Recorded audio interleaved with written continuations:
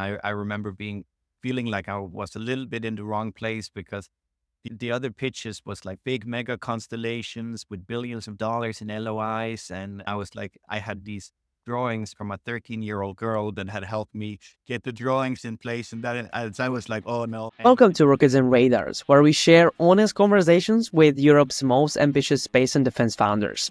I'm your host, Martin, and today we are exploring a fascinating intersection of drones and satellite technology. We are sitting down with Joakim Espeland, the CEO of Quadsat, a company that's revolutionizing how we test satellite antennas using drones. From a small startup in Odense to securing 9 million euros in Series A funding, Joakim's journey of building Denmark's most innovative satellite testing company is just remarkable.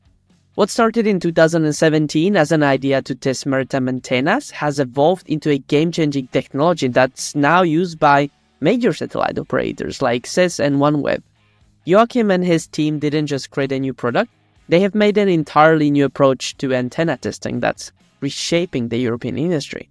In this episode, Joakim shares the raw story of pivoting from maritime applications to the broader satellite industry, building deep tech relationships with satellite operators and scaling a hardware company in Denmark. Whether you are a technical founder or just curious about space and defense, you're about to hear some valuable insights about building a complex technology product in Europe. Let's deep dive into the conversation. We choose to go to the moon in this decade and do the other things, not because they are easy, but because they are hard.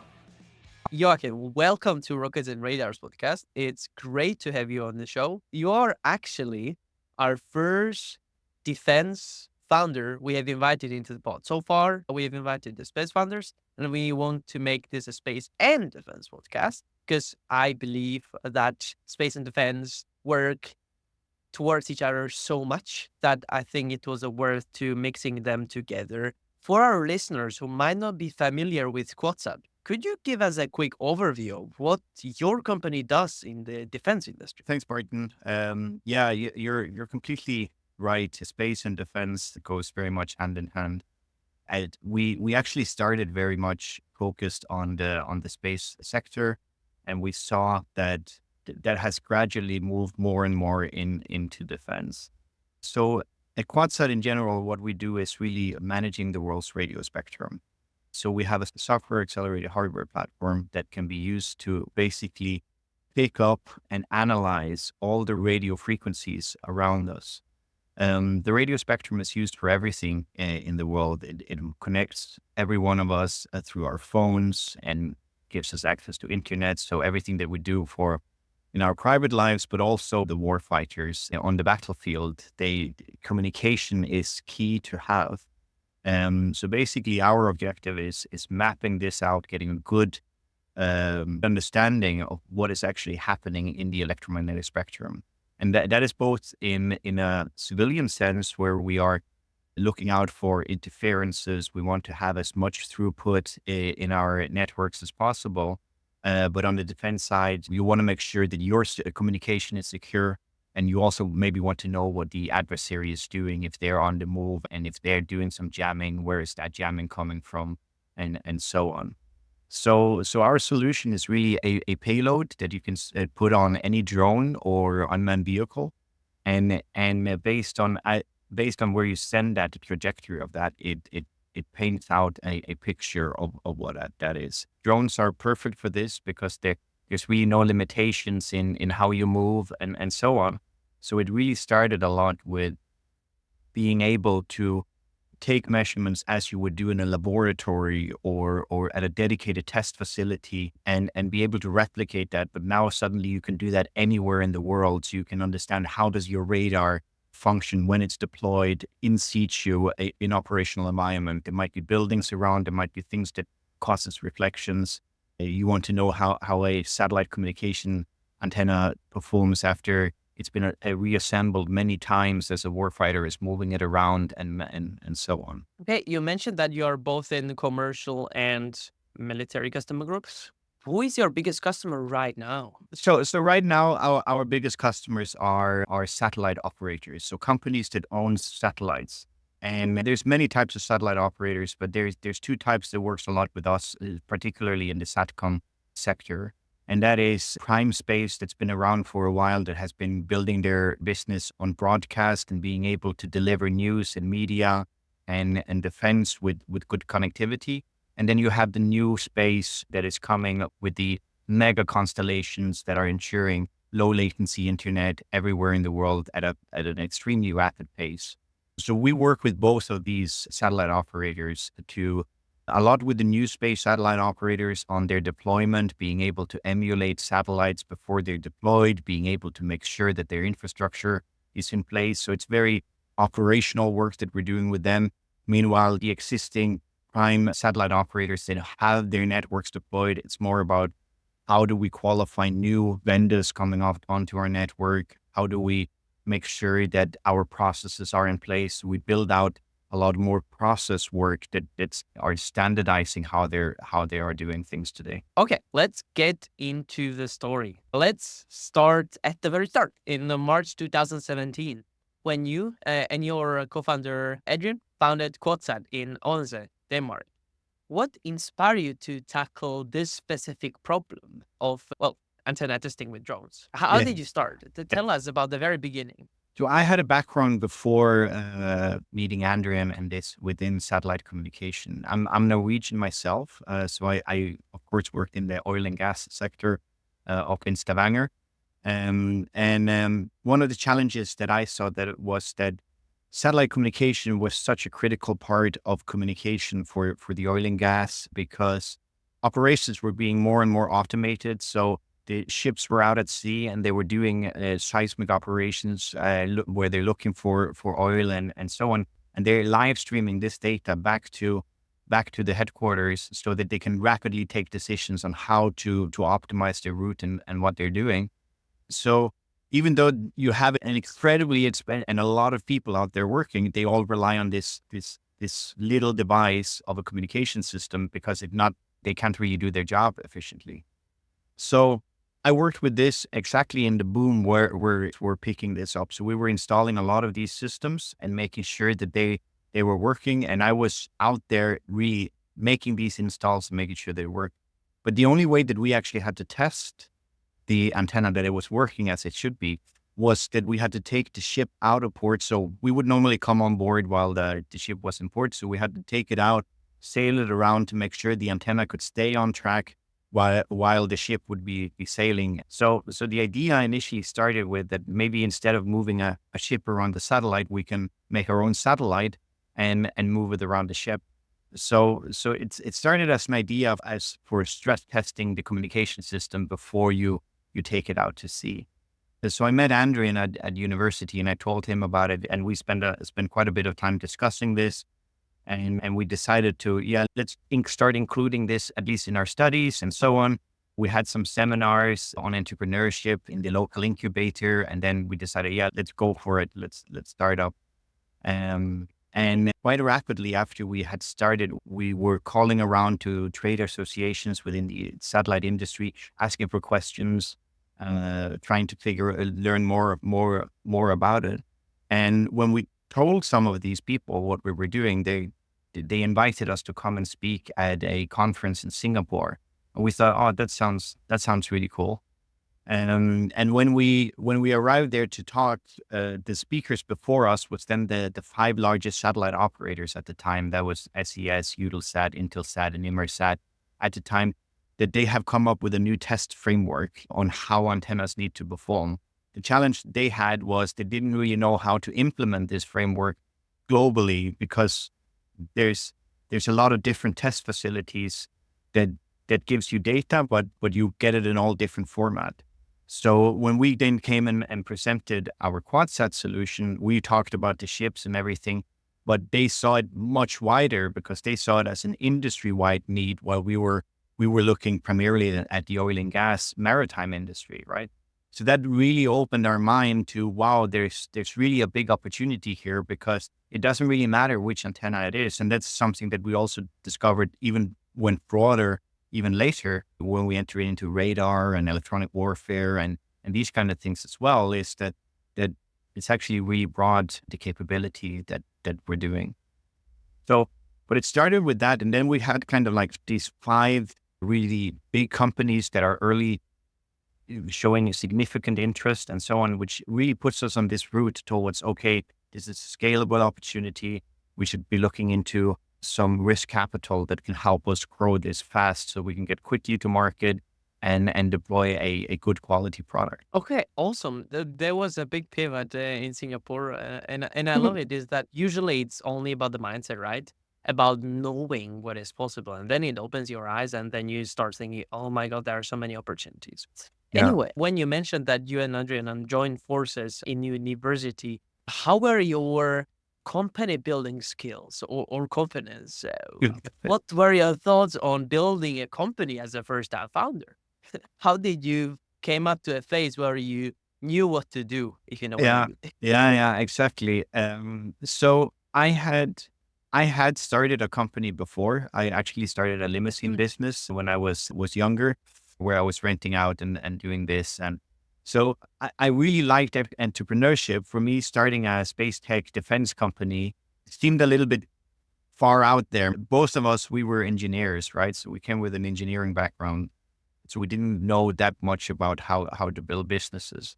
But I think that the programs with incubators are quite good, right? Because it's very generic what you need to do in the beginning, right? So it's kind of get yourself, sit down, do a business model canvas. Don't spend time on writing a big complex business plan. Do a business model canvas, show that, and speak with people. We were quite lucky in being able to attract good mentors as well in the beginning. And basically then you start learning and you kind of get on this trajectory where you start getting into the ecosystem. So for us, it was about getting into the Danish ecosystem first, right? So what is that? It's you have the Innovationsfonden, you have Vækstfonden, or now IFO, you have these key players that are out there. At the time we started, Vækstfonden was one of them, but there was also the innovation companies, Borean and SDI and these that have closed down now, but they were very popular at the time for this kind of, when you have a idea and you want to bring it out and you can get some early funding.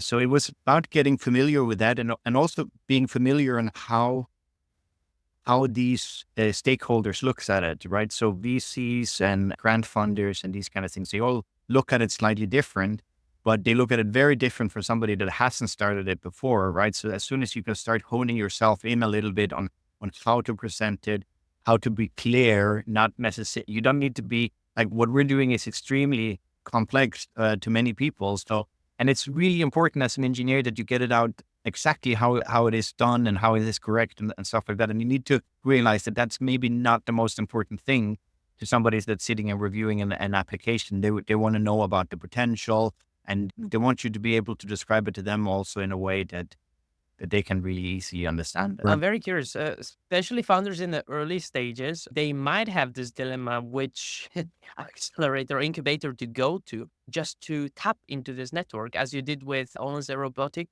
Startup Hub, right? That was Okay. the first one. And then Right. you got into Seraphim Space Camp. Yes, Right. So exactly. if you would start again, what would you tell to your younger self how to choose those organizations or institutions that you should join to propel your growth as fast as possible? I'm actually very glad on how we did it. Like the Odense Robotics Hub was a fantastic tool for us. I think that the most important thing is that if you go for an accelerator, you go all in. Like you need to find one that fits you, and then you can go all in, and then you reap the benefits. We did both the European Space Agency ESA-BIC in Copenhagen, and we did the NATO Diana program later. And I think that that's actually harder to be part of an accelerator and reap all the benefits later than it is in the early, because now there's so many things going on that it's hard for me as a founder or CEO to really devote the time needed to the program compared to what's intended from there. It takes a long time also just Yeah. to actively participate and get the value from it. And Well, sometimes I see, and from my past experience also, being part of more accelerators in the beginning, because it's very interesting proposition, especially yeah. if you get a grant after participating. Yeah. But the time that you put in and the focus might actually dilute you even more. Yeah. So interesting. So you have been part of more incubators and accelerators around Europe. What is your take on what is the best part that you took out of them, and what is the worst that you realize that those accelerators can give you? We have a lot of robotics technology in what we do, but we're not addressing the robotics market. So Odin's Robotics was also very quick to realize, oh yeah, we can't actually help them that much in terms of customer introductions and these kind of things, because that's not the network that they have. But then they supported us a lot on the things that they could. And I think that they gave us roof over our head in the beginning, which is really valuable in a laboratory facility with Danish Technological Institute. It's fantastic because we had 3D printers, tools, everything that we needed.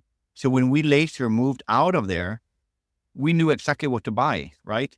So, okay, these are the things that we're using every day. So these are the things that we need to buy right away as we move in. And then you kind of expand from there. But if you hadn't done that, you hadn't really knew exactly what kind of infrastructure and what it is that you're looking for. So I think that was a great part of it. We were also very few software developers in the beginning.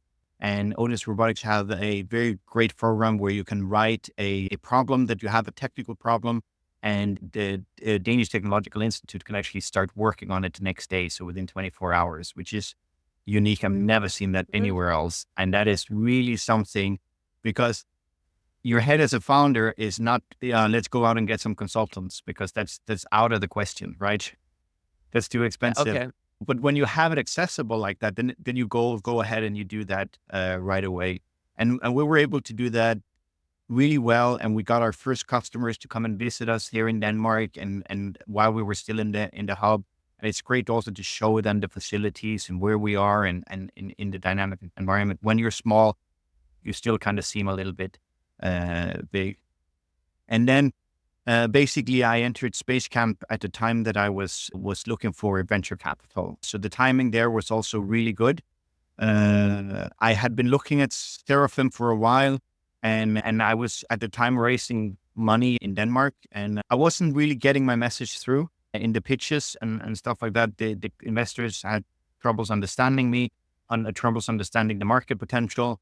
So I was looking for somebody that had already a little bit of the industry knowledge and these kind of things. And that's when I identified Seraphim. So I gave them a call and was like, hey, do you guys want to invest in me? They thought that was quite funny. They invest in Series A plus at the time. So they said, no, way too early, but we are doing this first Space Camp, and maybe you can make it through and be part of that. And I thought that sounded quite interesting, because the journey was about getting you investor ready, connecting you with the right investor, and all of these kind of things. And that was exactly what we needed at the time.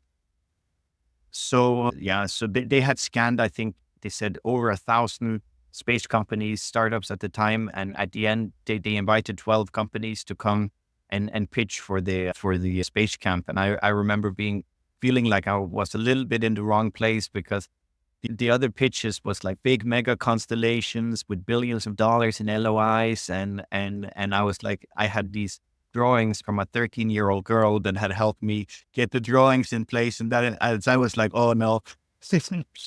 But at the end of the day, Seraphim invested had their corporates there. So they were full of corporate investors. So there was Rolls-Royce, European Space Agency, Telespazio, SES, these major satellite operators and so on.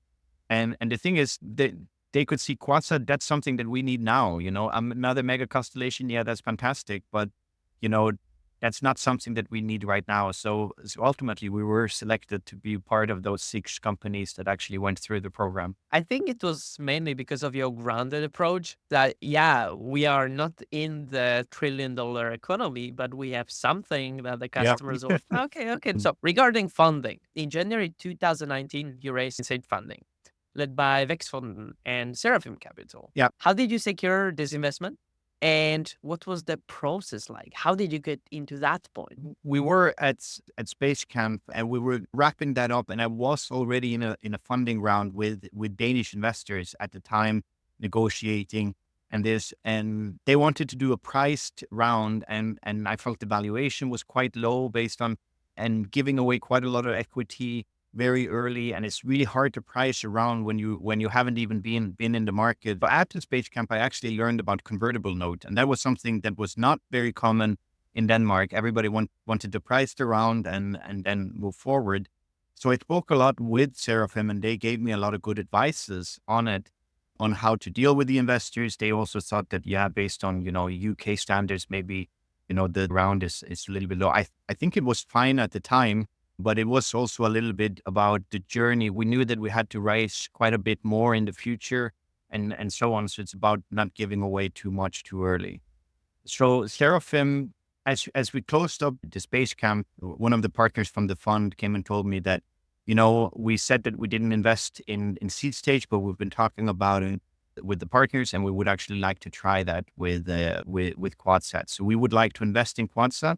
As long as you find a lead investor in Denmark, we will match that and co-lead with that investor in Denmark, basically no matter what. And this is a great statement to get from Seraphim, which knows the market, knows the opportunity, is also outside of Denmark, which is bringing capital into Denmark.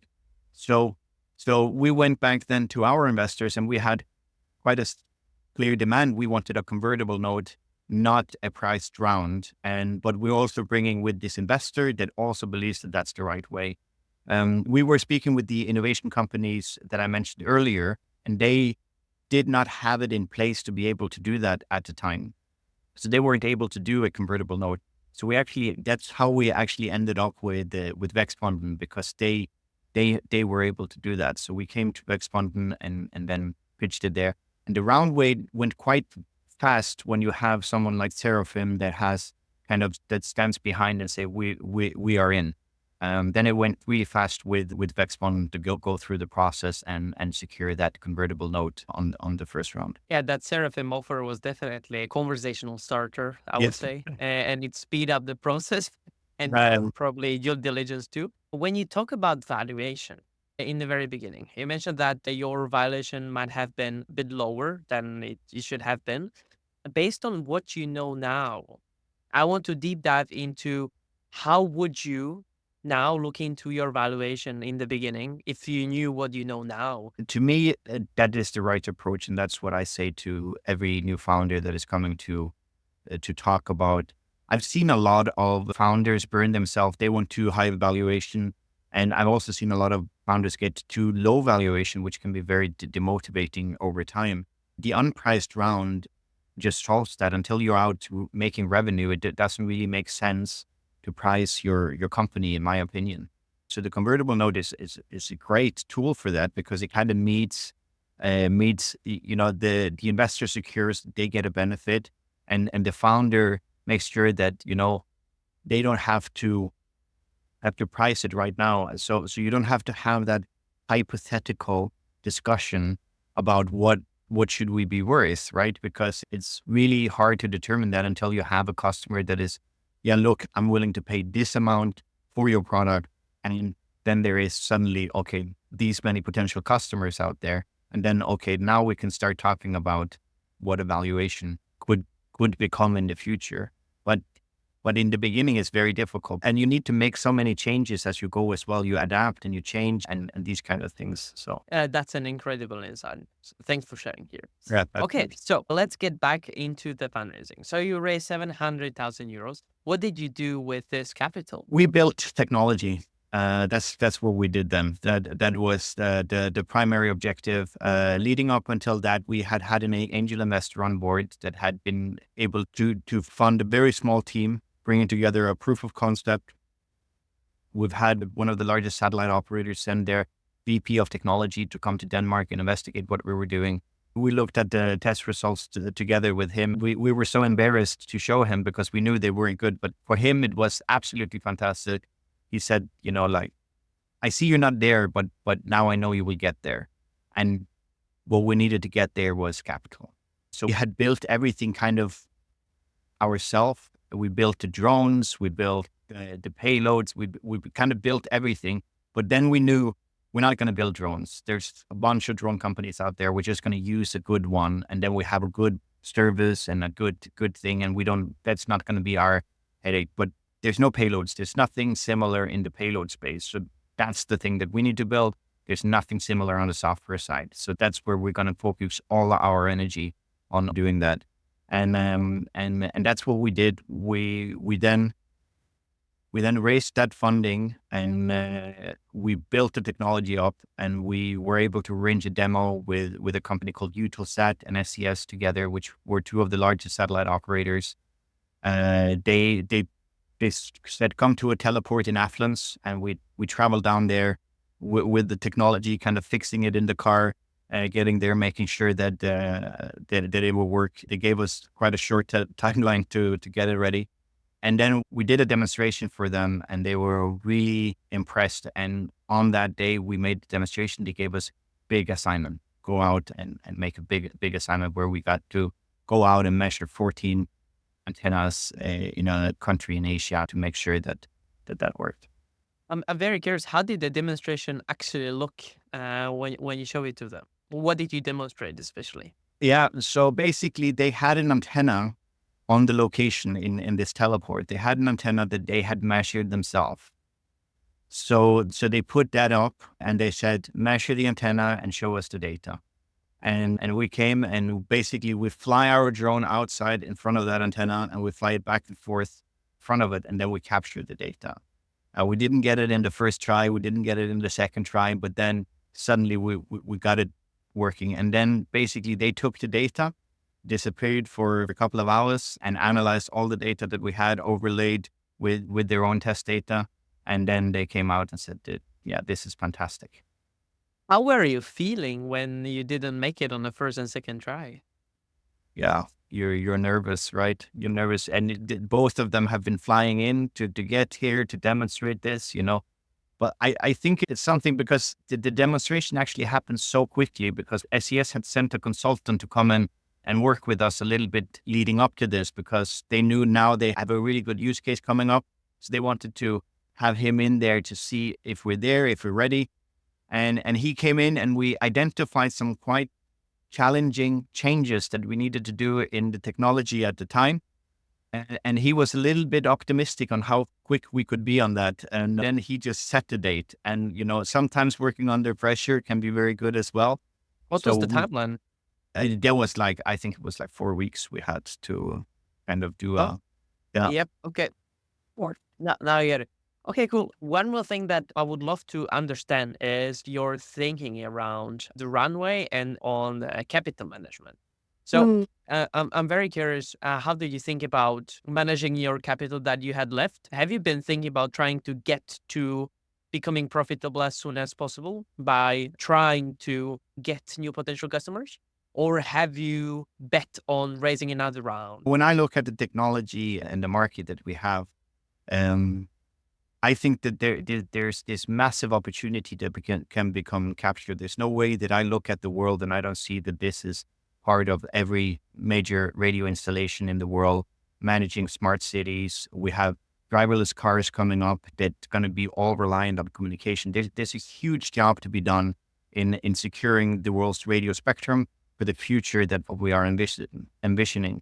Because up until even today, it's okay that you lose communication in most cases sometimes, right? If you lose your phone call, I'm just going to call you back up again when I get in a better area and so on. But delivery drones and these kind of things, we're not going to have that same sort of we need robust networks that has close to 100% uptime. So for me, it has being about building and scaling a global company that it really addresses this challenge. So it's about capturing the largest customers, doing some of the more challenging work in the scalable arenas, and that has been my focus. So I would expect to raise more funding. We looked at it quite early. We could scale back and focus more on Quadsat being out, doing services and so on, that would be a very profitable business for us. But it would be a very small business compared to the potential that we have. So we want to be a technology company and we want to be the best technology company in this space. So in that way, the raising funding is probably going to be part of our journey going forward. It depends what you want, right? Some You, founders might like to be very comfortable with a profitable business, and that's okay. We need those.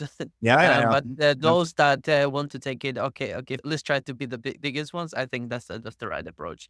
Okay, so we talk about the founding in this specific stage of your journey. Now I'm very curious about the technical challenges. So once you got the assignment to get back to the stakeholder by 4 weeks, what were the biggest technical challenges and how did you overcome them on so tight budget? So for us, in the beginning, it was all about accuracy. We needed to be as good or better than current test facilities that are deployed. And these are multi-million euro test facilities. And now we're going to put it on a UAV and we need to be as good or better. That was basically what we knew. So that was our core focus in the beginning, accuracy. And there's two ways of achieving good accuracy. That is good pointing. So it's very, very accurate pointing from the UAV, depending on its environment and all of this. And then it sits in the radio equipment as well, that you have a good quality radio equipment. And this was basically the issue when we started testing with SES and this, and we started to get really good, and we felt really, really good, but we came to a point where there was a design flaw in how the mechanical composition of the axis that we were using. There was a design flaw, and our radio equipment was not accurate enough. So we had to fix both in 4 weeks. So it meant to get a new radio system and integrate that in a new mechanical design. So this was a really big challenge to go through. And we then actually came up with a new design for gimbals on UAVs for this application. And that's actually something that we patented because we saw the novelty and that this is really the only way to be able to measure satellite antennas to the accuracy that is required by the industry. So was it an accidental discovery that you found during the quick iteration process, or was it Yes. something that you were looking at for? One of the challenges that we had in the beginning was we need to be accurate, but how accurate? Not as accurate as a facility, but the facilities has a big range, and you go in and you read there. So it was a little bit hard to get a clear answer on that. And we're not just addressing one company either. We're addressing multiple companies. We tell the customers that this is where it needs to be because of this and this and that. But at the beginning, we didn't really know that. And so we tried and then we were able to understand, okay, we need to reach this level. So it was accidental in the way that we discovered that we need to redo the design. And when we redid the design, we also realized that we couldn't really think of any other ways of doing that to meet that challenge. Therefore, we thought it was something that we should submit a patent for. What other big milestones have you gone through before you got into your next round, which was the pre-Series A, where you secured 2 million euros in September? We conducted our first really successful commercial assignment, and then we started working into the satellite operators then started bringing us into the standards work. Okay, now we need to standardize this. We need to make this available globally and on an equal terms for all their vendors, basically. So that's where the work went afterwards. We were able to set up a collaboration. We'd already had one collaboration with the European Space Agency at this point. Now that we understood, okay, now we're taking it into this standardization. It's going to be a very, very, very well-defined product. So we went back to the European Space Agency and said, hey, based on the technology that we developed, we did this demonstration. It turned into this commercial project. Now we want to do a product out of this, and we're going to raise funding, and we're going to have the satellite operators standardize the tests that we do. So we work a lot on standardization then with several of the large satellite operators on how to achieve the requirements that they need to have and how to deliver that data. And that's what then made it comfortable to move into our pre-Series A for our investors. The funding round, the 2 million euros, pre-Series A, how did this round differ from the previous one when you raised from Wexfund and Seraphim? So one of the things was that we had a lot of the same investors on board here. So we just wanted to bring someone in. Now we had revenue, right? So now we could price the round that we had. We could bring someone else in and do that. We wanted to have more traction to show product market fit and so on, but we didn't have that at the time. We had one assignment. Yeah. Great assignment, but you can't really argue repeatable business and all of these kind of things. But we then did a price round. We brought in a new investor, and we then focused on bringing more of this kind of business. We weren't ready to start selling the technology. We weren't ready to start selling the technology. I mean, the product itself, handing it over to the customer. We could sell it, but only as a service where Quadsat trained people came out and did it. So what we want to do, because the benefit is, of course, that a drone is a lot more cost efficient in laboratories and these kind of things. The ambition was that we need to be able to have many of these units deployed around the world. That's how you're going to get this done at scale, basically. Regarding the additional investors that you got on board, how did you find him or her? Well, you know what I mean, the institution.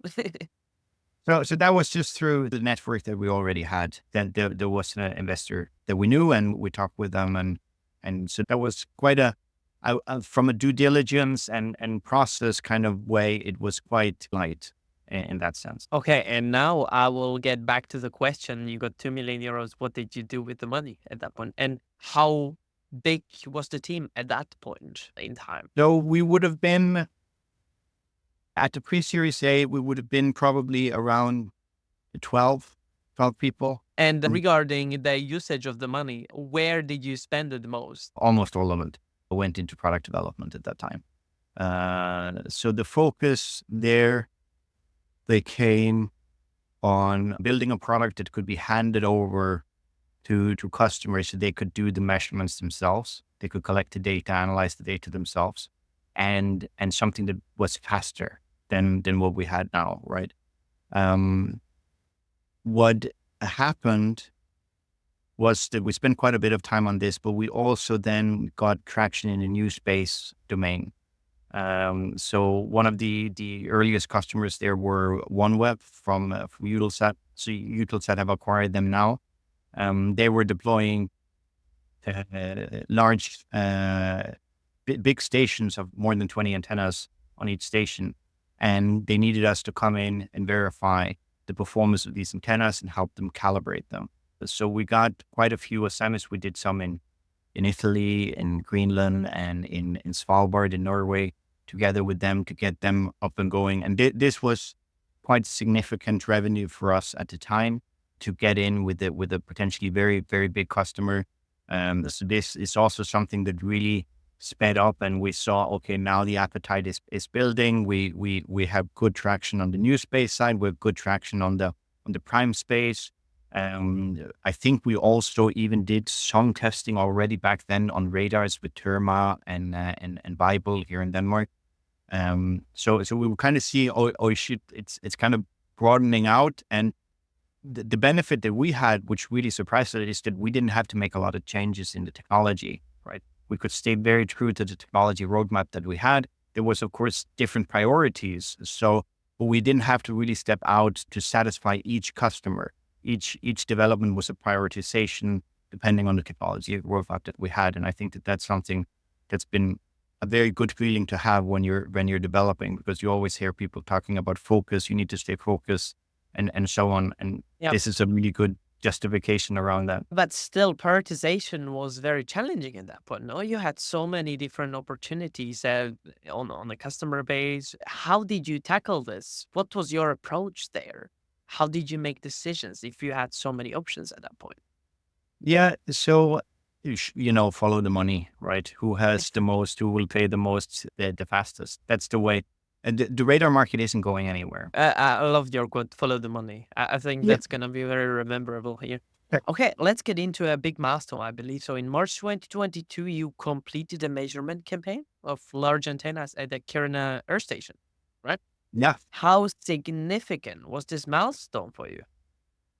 So that was actually, leading up to that was also really cool, because that was the first time we did a dual kind of measurements where we sent out a team first to Svalbard and then directly from Svalbard down to Kiruna in Sweden.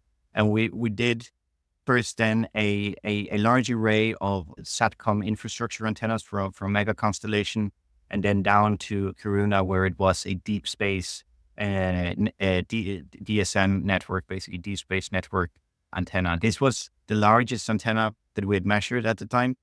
And when people asked us in the beginning, can you measure large antennas? We was going, no, that's too difficult. We just measure the small antennas. But after some discussions with the European Space Agency's Operations Center, we made them aware of the risks that we had seen. And when you're on the same level with the customer, when they know there's a risk, then of course we're willing to go out. So we managed those expectations really well, I think, with the customer.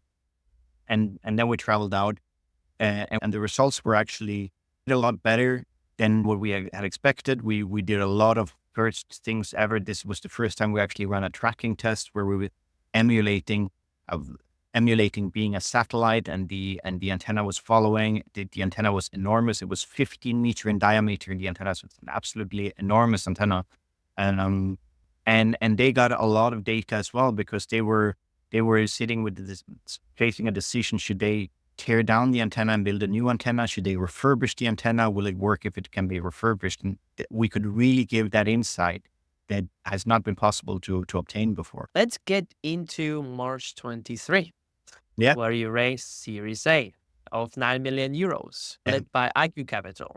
Yeah. Before we get into the Series A, I'm very curious, just to go back a bit. So when you raised pre-Series A, why did you raise that round? Why you didn't get into Series A right away? It was really for this traction, right? As we were running out of funds at the time, or starting to run out of funds at the time, COVID had hit. There was a lot of uncertainties in the market. Top of that, it made sense to do it familiar, right? So that's basically kind of what we did. The pre-Series A was a quite familiar round as such. Then it was, let's go out, build the traction. There was a good appetite for deep tech and a good appetite for what we were doing. Then the investment landscape in general was not great when I did the Series A. So it's been the longest round of investment that I've had, with a lot of due diligence, a lot of things that went into that round. However, I think it was very good. Very happy with the investor that we got on board. But leading up to that, it was really about showing this market traction. We were in the time from the pre-Series A, where we had to go out and do all the measurements. We had now been able to deploy systems in the market. It was operated by customers. Some of the largest customers within satellite antennas in the world had been buying our system and using it. We had onboarded other mega constellations, as well as other satellite operators who were working on the standardization. So now we were showing that it's not just one company that we're working with, it's many companies doing the same things, which gives a very scalable opportunity. You mentioned that the due diligence process was very long and very detailed. What metrics mattered the most to the investor that you spoke to? I think it's the future of the opportunities that we were dealing with, right? So especially there was a lot looking into the new space side of things. That's new. So how did we quantify that? How were we looking at these opportunities? There was a few other showstoppers as well, due to the increasing security in Europe and so on. There was this foreign direct investment. You needed approval from that, UK out of EU, you needed approval to get a UK investor on board. So that suddenly took a lot of time. And there was other things as well that had changed from when we had raised earlier to when we were raising now, that was dragging it out a little bit. And actually, we didn't get into the topic of pitch. How would you compare your pitch at this stage, Series A, with the previous ones? What changed? What was the biggest change that you've made?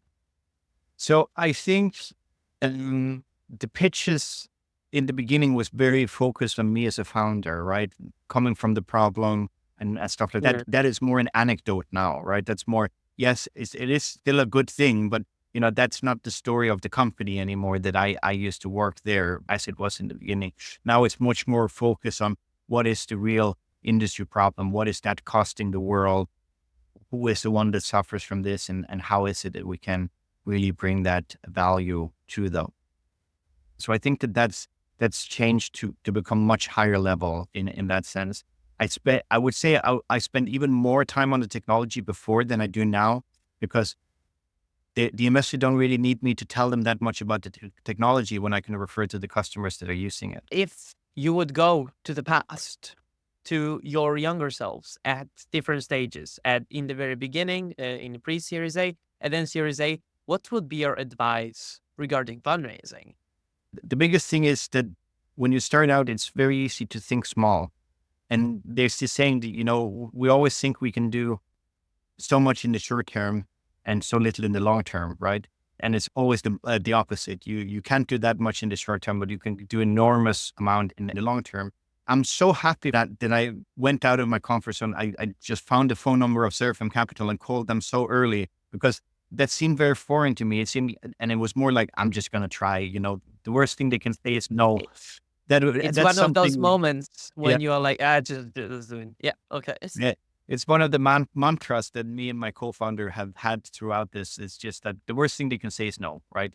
And then, you just call and you ask. And I mean that you can get quite far with that, because even though you're not necessarily getting exactly what you're looking for, if you call somebody and ask them, it's you as a very early stage company, just calls up to Terma and go like, hey, do you guys want to partner with me? I'm going to build this amazing technology in the future. They're probably going to tell you, no, we're not going to do that right now. But if you do this, this, and this, we will be looking at it. Or these are the kind of programs that we have. So you get some information anyway. So you still learn, even though that it's not necessarily the outcome. Yeah, that's a very good point. Like, people care about things that can solve their problems, right? And if you don't know the problem, you ask them, they'll let you know, and you build it in the long term. Of course, finances are always the issue here, but fair enough. Okay, so let's get into more the present moment. Recently, you partnered with Quadsat and Allspace on evaluating electronically steerable antennas for LEO constellations. How did you get those partnerships? And how are similar partnerships shaping Quadsat's future from now on? Yeah. So it's two different objectives. So GovSat is a geostationary satellite operator focused on defense and security. And we've been working with them for quite some time. They are partially owned by SES, halfway owned by the Luxembourgish government. And they have a tremendous focus on security and reliability on their satellite network. And that's really key for them as somebody that's always delivering to mission critical scenarios. The challenge of testing large infrastructure antennas today is really that the existing way of doing it, you have to do that over the satellite. So you move the antenna while it's live on the satellite, and this has huge potential for creating interference. And this is exactly what GovSat wants to avoid. So GovSat said to us, our satellite is not a test facility. So that's why they want to partner with us. So basically, they want to have access to this test data rapidly and universally. And that's something that we can provide. So we say, yeah, we can do that, but we also need their partnership in return, because our customer needs to know that if they test with us, they will be accepted, they will be let on. And this is where we found out it's best that we partner. And we came up with a slogan that says, Quadsat tested, GovSat registered. So basically, if you test with us, and of course it falls within the compliance spectrum of GovSat, then you will automatically be registered onto their network, and you can sell antennas that can then connect to their satellite constellation. Where is Quadsat going now, from now on? Where are you heading? We spent a lot of time on looking at the defense market, and there's been an increase in our capabilities in the defense sector. And as much as space is tied to defense, test and measurement is also tied to spectrum monitoring, which is a very defense application. So what we've done is we spent a lot of our time at Quadsat developing a technology that gives a very unique insight into analyzing the performance of different types of antennas. What we want to do now is actually turn this around and look at what is out there. So basically, we know what different antennas technology looks like. And we want to then turn it around and say, okay, where is it? What is it? What is it doing? On the commercial side, you have a lot of interference cases where you don't know where is the interference coming from, interfering on satellite, degrading the value of satellites. And then we can go out and actually find them out in the world where they actually are and pinpoint, okay, here is the one creating this interference. On the battlefield, you want to know where the adversary has their defense systems and their radio equipment that is moving in on your territory. And you want to make sure that you have control over that. So you know, what do they see? What can you see? You want to know, how do you radiate? How did the adversary see you when you move close to them? By the way, would be the biggest difference of landing a commercial customer and a defense customer in your eyes? The biggest difference is typically time. But it can take time to close the commercial customers as well, but it's more dialogue and back and forth. And okay, now we have a solution, let's go and do it. And meanwhile, defense can be a lot of dialogue back and forward. And now we have a solution and bang, they're gone. And then you're like, what happened? And then they come back way later and okay, now we have it, let's go. And I think that that's probably where we're going to see the defense getting better and better at doing that more quickly. And I think that this also varies a lot, but I think that that's one of the areas that I find a little bit challenging with the defense sector, because landing a contract takes the same as maybe the whole runway you have for your investment rounds. You need to get it, right? And that you just not need to get it. You need to get it before you run out, because you need that contract maybe as a proof point for your next round, right? And it's much better to have it closed than to say, it's almost closed, right? What would be your advice to, let's say, a space early stage founder that is thinking about getting also into defense because they realize that their technology or product is solving a problem also outside of the commercial market? What would be your overall advice for them? It's talking with the customer, right? So if you think you have something that works for defense, get a hold of the customer and talk with them and see if they're willing to sponsor a POC, something like that. Test where you are without changing everything in your product to then go and test it. Test the little bit that you have and you can maybe make cheaper or whatever, right? And get it in. What do you think is the quickest way to get to talk with defense contractor or the MOD? What do you think is the easiest way to get in touch with them? If you don't have any network, for example, if you're very early in your stage. I would say like overall trade associations is something that I've leveraged both in the satellite, in the defense, locally in Denmark and internationally.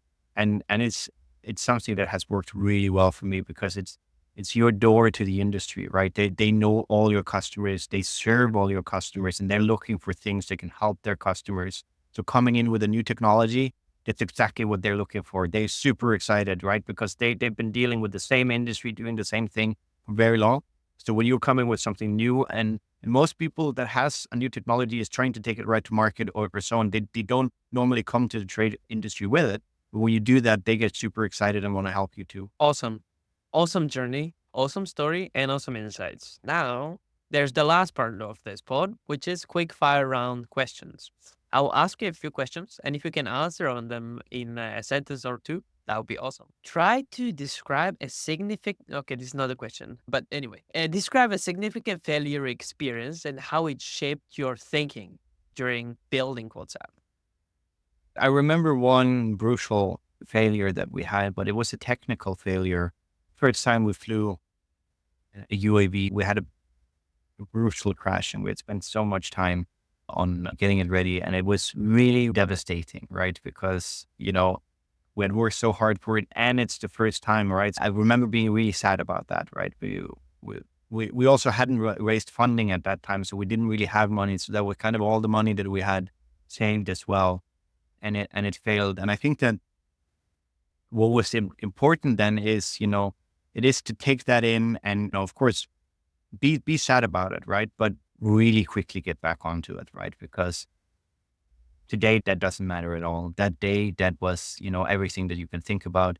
And when it hurts in your stomach, because when you think about something, it's so bad. And I remember it was like that. But it really, really disappears quickly when you have another success, right? Then it's gone. You never think about it, right? So now I look back at it, laugh at it, but at that point, it was really, really terrifying. I think it's cool. Yeah. Next one. What is the one thing that you wish you would known when you started Quadsat? I wish I would have known kind of like how the funding works, how raising funds and all of these kind of things, how that worked. That took me quite a bit of time, I would say, to really wrap my head around how that works, what's in it for the other parties, and so on. In the beginning, it just feels ridiculous. Hey, I can submit an application to the government and get free money, basically, right? But you understand that you have a responsibility in it. They also have a responsibility in it, and it becomes much easier to build something in synergy with the government, with the VCs, because your strategy needs to be not just your company strategy, but it also needs to align with the government. You know, the government has their space strategy, they have their defense strategy. You want to make sure that you know every single layer, how you align with that in order to build the most solid foundation around your company that you can. Okay, next one. What is a one piece of contrarian advice you would give to other space or defense tech founders in Europe? By contrarian advice, I mean something that you believe that other people don't. I'm sure I'm not the only one that believes this, but for me, when I've raised funding and dealt with customers and so on, it has always been about the quality of the relationship. So that you build a really good relationship so you know where you have someone. When I talk with others, it's about getting the most amount of exposure, getting out to as many investors. That's something that I hear very often: get out to as many investors as possible. What I typically do when I do my funding round is that I look at the investors that I already have and that I know, and I go to them or people that they know, and then I have a very good start on what it is. So I often start talking with the investors quite often, several months before I even start the fundraising, before I even have a deck, and and and the same thing with customers, especially in the early days, right? Spend a lot of time talking with them and understanding them, and build things that are greater than what they expect, basically, right? Because then they get super invested in what you're doing, not just take the requirements, fulfill those requirements and go and do it. But it is extremely important to have those ambassadors really early that are within a big company that can pull in the right strings and want to put themselves out there for you because they believe in you and they believe in the technology that is needed. And you don't get that from cold calling and all of these kind of, you get a lot of exposure. And so those quality relationships, I think, is really, really important. Great quality over quantity. That's a good one. One more question. What is a widely accepted practice in the industry that you believe is fundamentally flawed? Tender. If you're working for NATO or European Space Agency and you're going to buy a new technology, you need to tender that process. And especially with defense or so on, they're not allowed to engage too much with the suppliers either, because then it will be seen as favorism, which is not a good way of building up something. So we don't have the dialogue that we should have had, produce the solution that they need the most. So there's a gap there for innovation to fit into a tendering process. I don't see them coexisting, and at least not how it is today. Amazing answers. One last thing. So we have a tradition in this podcast that the guest gives the listeners a challenge that they would need to implement in their business within the next week. What do you think should be the challenge of this week that we should give to the listeners who are mostly early stage space and defense founders? Call your most desired customer and tell what you're doing and ask who should I talk to. This is a very simple answer, but not many people are doing it. Awesome. Joakim, this has been an enlightening conversation. I loved your journey. We covered pretty much everything on the big picture. I would love to speak for for longer, but this is not the format, unfortunately. Do you have any final thoughts you would like to share with aspiring founders? Yeah, I think like the most that I've seen gone wrong with startups is that they've given up because they haven't found and secured the funding that they needed. That is the most failures that I've seen the reason for. And I think that has been unfortunate, because I think a lot of those founders actually could have made it if they stayed on with the idea, didn't give up. And I know that's easy to say when you got through, because I also know how hard it is to sit on the other side. But I think that's one thing. And then, just don't give up. But on the other side, don't be unreasonable for your investor either, right? It's about getting started, not about, the first round that we did was 700,000 Danish kroners. It's not that much, but it's a fantastic way, because then you have that, and then you can match that with Innovationsfonden, and you get a InnoBooster, and then suddenly you can double that amount, and then you're going, and then things starts moving, and then you learn a little bit more on the way. So it's really important to get started and get into this journey, because money makes more money. And that wraps up our fascinating conversation with Joakim Espeland from Quadsat. What an incredible journey from a small startup in Odense to revolutionizing how satellite industry tests antennas with drones. If you enjoyed this episode, don't forget to follow Rockets and Radars on your favorite podcast platform. I try to release new conversations with space and defense founders every Friday. You can also follow Quadsat on LinkedIn to keep up with their latest developments in antenna testing technology. You'll find all the links in the description of this episode in all of the platforms you are listening to, as well as a matching link to get an intro to Joakim if you want to take the conversation further with him. Thanks for listening, and until the next episode, keep innovating. See you next week.